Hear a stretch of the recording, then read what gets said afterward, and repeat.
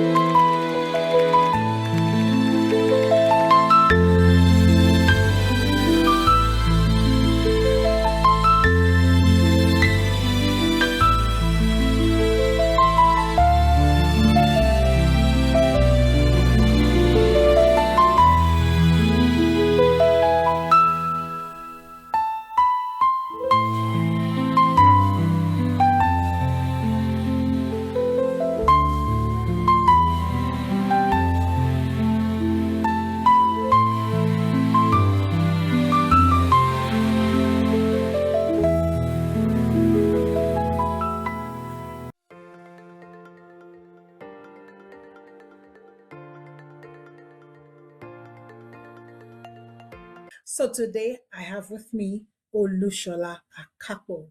Welcome, Olushola. Welcome. Thank you so much for joining us today. Thank you. Thank you for having me. So, as a way of starting, we usually will ask our guests to introduce themselves. Can you tell us who Olushola is? And while you're doing that, can you also highlight your story of redemption? How did you come to know God? Okay, so I grew up from a Anglican background. I attend Anglican church for so many years. That's why I grew up and everything. So fast forward to 2018. Okay, something happened and I know it's very wrong to say you are angry as God, but I was at that point that, okay, God, I'm your child. I pray, I pay my tithes. So why are things not going the way I really want? So for a couple of months, I stopped going to church. Like, I was really challenging God. Like, okay, I need a sign. Just tell me that you are keeping my blessing. You are keeping something very awesome for me and all that. Then I started going to, after that period, I didn't speak to anybody about it. I would just give excuses not to go to church. But me, I know what I was telling God. I was fasting, I was praying, but I was telling God that, okay, what is really happening? I need a sign, I need a breakthrough in my career, in my life, and everything. So I just spoke to someone about it. Then he was preaching, I should go to church, so that I said, I was brought up in a Christian home, and I know God. And I know God is a good God and is an awesome God. So I know what I am doing. I think I want to have a relationship with God. But it's okay. But you still need to go to church. Okay. Then I started attending Winners Chapel. I stopped going to Anglican. So when I started attending, I met God on another level. Within three weeks, 3 months, I started seeing changes in my business and everything. So I said, okay. So this is why I went through that phase that I went through. Now let's get into it. Your recent story talked about your journey with cancer and chemotherapy. Can you share with us that journey, like from the point of diagnosis up until the point where you found your healing? And I would want you to highlight, how did you see God in all of this process?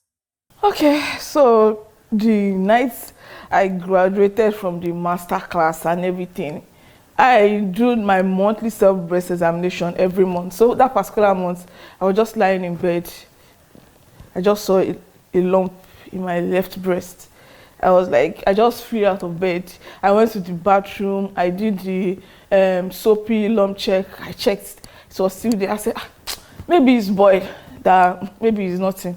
But the following day, I was like, I saw my doctor. He said, at times it might be hormonal imbalance and all that. I said, okay, it just better be hormonal imbalance. I was not even thinking of anything. Okay, so fast forward, I took out the lump. Then I went to a private clinic. So I requested that you give me the lump. That means I want to throw it away. That because I know nothing is wrong with me and there's no point wasting money. That the period that I did the lumpectomy, I won't be able to work and all that. So I can't waste my money to send anything to lab. Me, I am fine.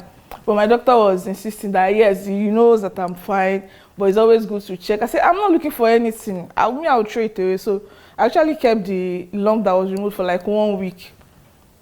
But it was like, there's no harm in trying. There's nothing, but just check. Don't throw it away. So I sent it to a lab. And I was still going to dress my surgery sites. Then I saw my friend that works in the lab that I sent it to. I saw her. She walked into the hospital. Her eyes were swollen. I was like, what's happening? Then they just dropped the bombshell. So going forward, I did second opinion. I did third opinion. It was at that point I was like, okay, God is telling me something, because according to the doctors that saw the report, they said that it's very, very aggressive. That if I don't act fast, that it will start spreading around to God. I was not talking to anybody, but the only thing you will see me do, I will go to my midweek, which I was going before. I'm a sanctuary keeper. I will use that one I was going to clean the sanctuary. I didn't even tell anybody in the unit that, okay, there's this something. I was just like, okay, this is between me and God. I was doing all I was doing before. I even joined another unit. It's called Carers Squad. I joined the Carers Club. So the Carers Squad, so the meeting is every Friday. So this particular Friday, after the meeting, Holy Spirit just told me that I should speak to the assistant state pastor. It was one that was there that day. That I should speak to him. That I should tell him how I feel. But I didn't tell him about the old diagnosis. Immediately I got to him, Holy Spirit just changed it. Okay, just tell him he wants to sit on the pastor's chair and roll on the altar. That you hear people share testimony of this working for them. That, okay, let me too do my own and see how God will come through for me. Immediately I just told him, he just said that whatever it is that is in my heart, he prays God grants my heart desires.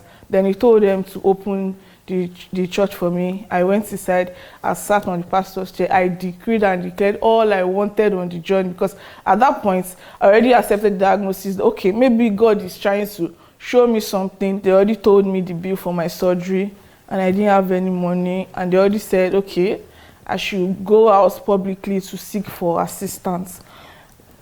Throughout the diagnosis for months, that was the first time I cried. That, like, God, has it gotten to this? Like, just come through for me. Just show me that you are my father. Then I rode on the altar around 6:30. By 7:30, my friend called me. Their younger sister in the UK was already raising money. They already raised 190,000 out of 500 for my surgery. I was like, okay, because when I decreed, I said, God, just show me a sign that you are with me on this journey. Just a sign. I did sacrificial offering and everything. That I just need a sign. Just give me one positive sign that, okay, everything will be fine. And so that was it. I said, I have not even started asking people, and help is coming already. So that was it. I was not worried. At every stage, I just go on my knees and just pray to God. God, you have seen the bill. I don't know how you want to do it, but me, I just want to be fine. And I was going to church. Worrying will not solve anything. It will just add to what I'm going through. But I know, I always tell people that in this journey, your faith is very, very important. Even if it's very, very little, it will help on days that I don't even feel like going on, that I'm human. Some days I feel just tired, that I just want to give up. But just remember God's promises, that his promises are yes and amen. And I'm thankful for the support I've gotten so far. And I know it's God that have placed my love in those people's heart. And I'm grateful to everyone that has supported me so far. Thank you. Wow. Thank you so much, Olushola. Thank you for sharing your story and your journey with us. So I have a question for you, Olushola. You said you never asked God in all of this process, you never asked God, why me?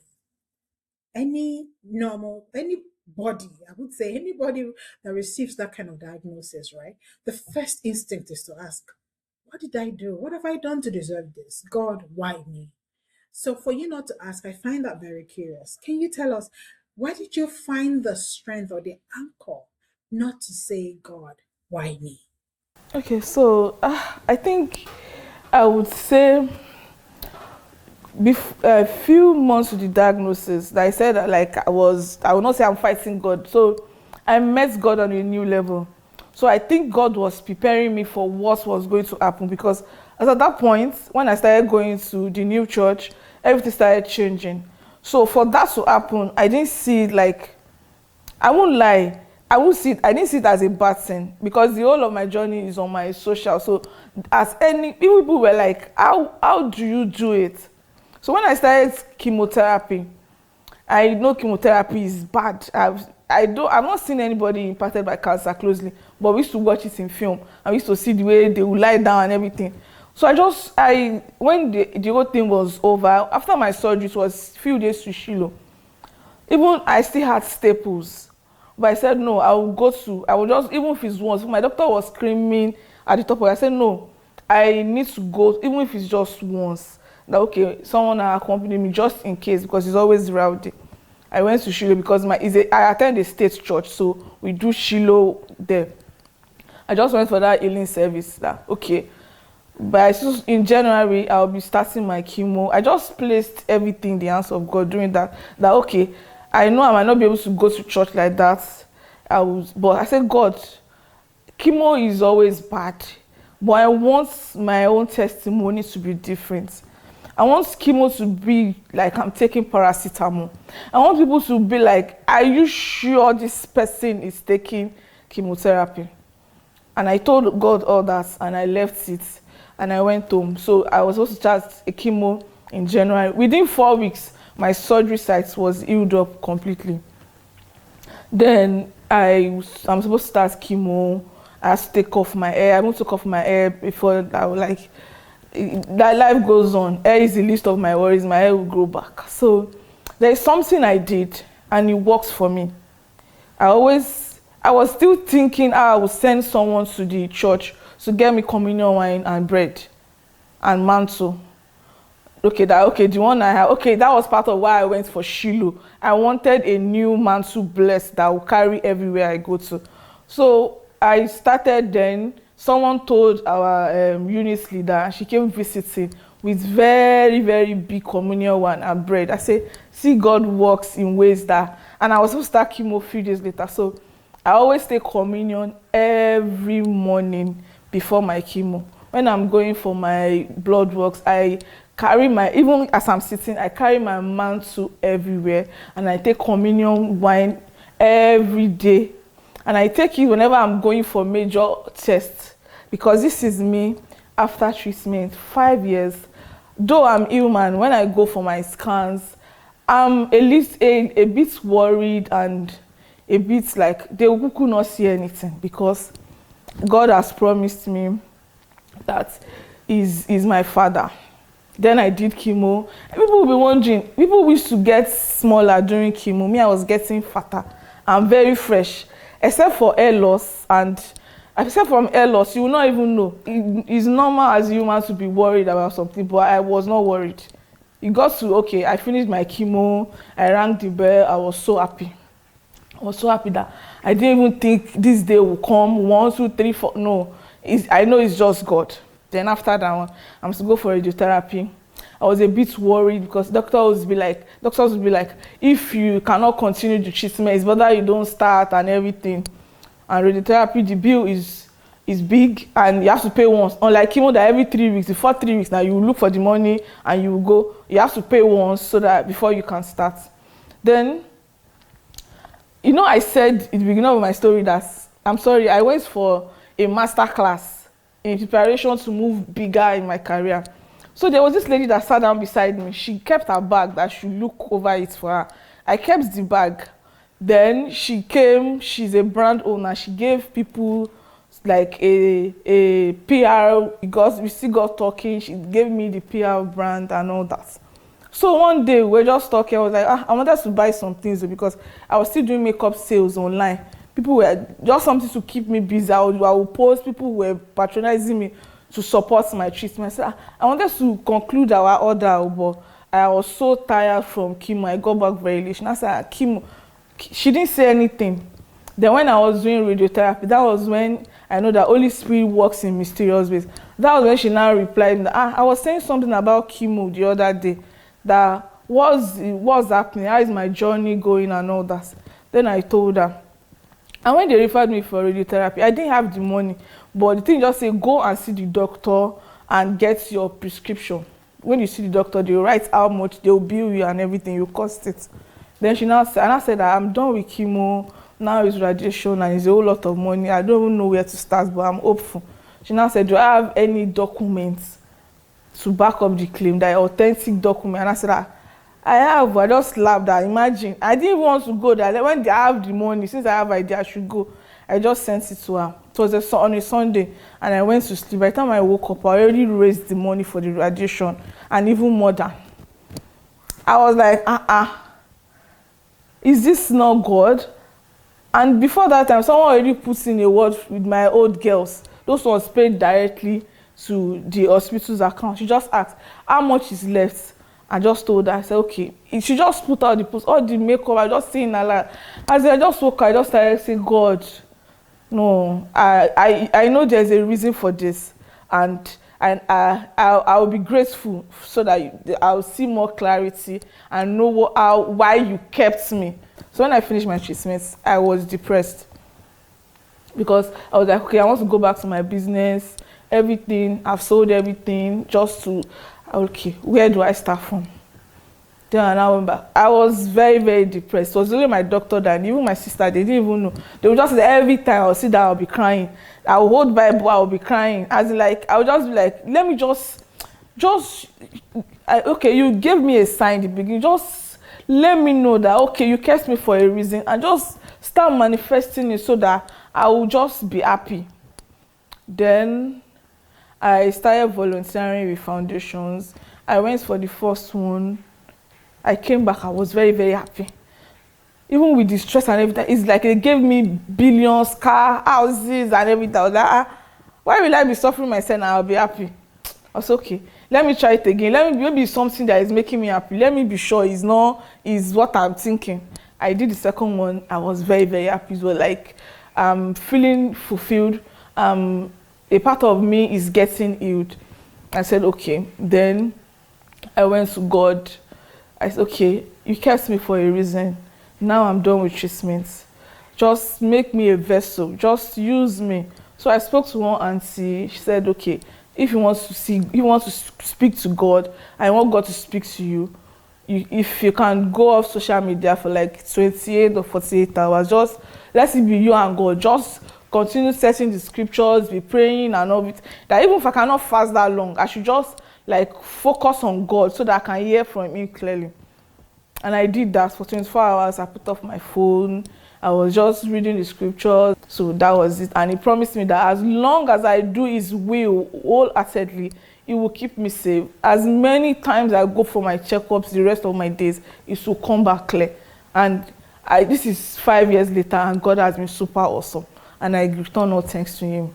So, Olushola, if you're with someone now that is going through the same journey or that has received the same diagnosis that you received then, what would be your words of encouragement to that same person? Okay, I would encourage the person, because I always tell people once they reach out to me, I'll be like, okay, which faith are you?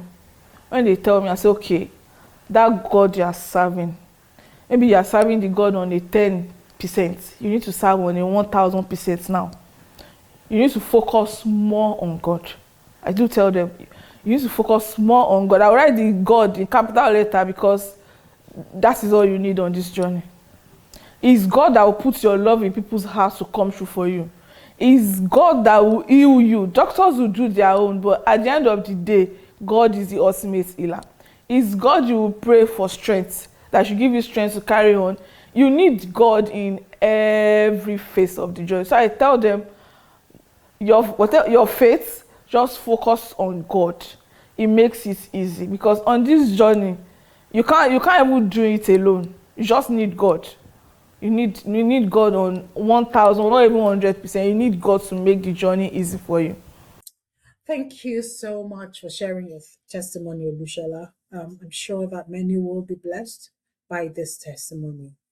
Um, as Olushola was sharing her testimony, this just kept ringing in my heart. There might be someone listening and you're asking God, why? Why would you allow this?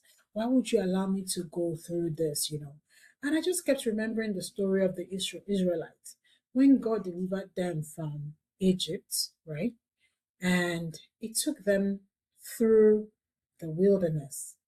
It could have just taken them to the promised land with there, even the Bible records it that there was a shorter route, but God said if I take them through this shorter route and they face giants, they might actually turn back and go back to Egypt. So he took them through the wilderness to teach them dependence, to teach them obedience and trust, for them to be able to see miraculous provisions, and also develop capacity that will make them not to have the desire to go back to Egypt, to go back to their Egypt that they were coming from. And sometimes when we go through things in life, that is what God is doing.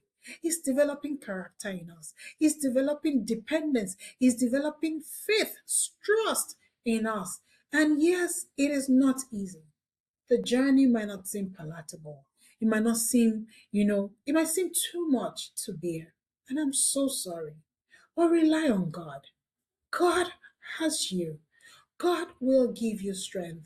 God will keep you. He will instruct your heart and tell you what to do for time because He's a good God and He loves you. He cares about you. Yes, He cares about you. He's not doing anything to harm you. Whatever is happening right now is laying the building blocks for that future that He has for you. And I just really hope and pray that you will hold on to God and stay with Him. Thank you so much for listening today. Thank you for joining this episode on Faith Stories. Until we come your way again next time, God bless you.